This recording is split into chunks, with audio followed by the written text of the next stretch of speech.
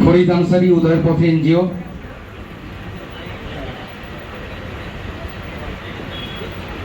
মৌলানা নিজামুদ্দিন বিশ্বাস আমার পাশে দাঁড়িয়ে আছে, ডিস্ট্রিক্ট প্রেসিডেন্ট ইমাম মুয়াজ্জিম অ্যাসোসিয়েশন। সম্মানীয় আধিকারিকগণ এবং মঞ্চে উপস্থিত সম্মানীয় অতিথি সকলকে আমার পক্ষ থেকে শুভেচ্ছা এবং অভিনন্দন জানাই।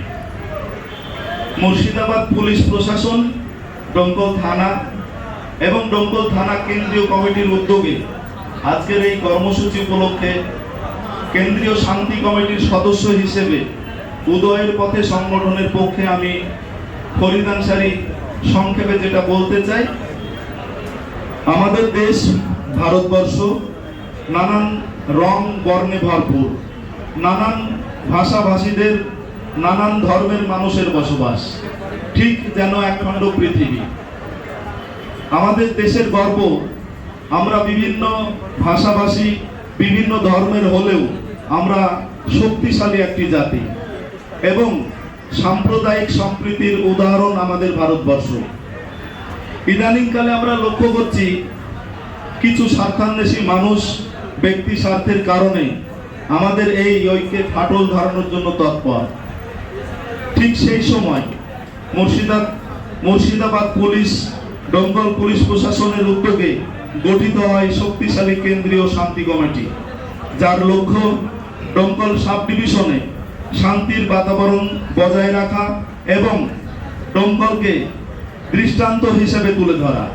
সেই লক্ষ্য থেকেই কেন্দ্রীয় শান্তি কমিটি,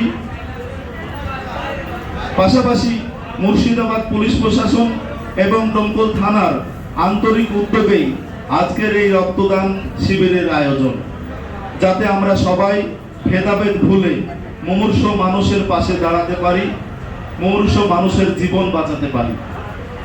আগামীতে ডোমকল সাব ডিভিশনে সাম্প্রদায়িক সম্প্রীতি বজায় রক্ষায় এবং শান্তি বজায় রাখার লক্ষ্যে ডোমকল পুলিশ প্রশাসন যা সিদ্ধান্ত নেবে এবং যা দায়িত্ব দেবে, কেন্দ্রীয় শান্তি কমিটির সদস্য হিসেবে উদয়ের পথে মানবিক সামাজিক স্বেচ্ছাসেবী সংগঠনের পক্ষে আমি ফরিদ আনসারী যথাযথ চেষ্টা করব আন্তরিকভাবে পালন করার।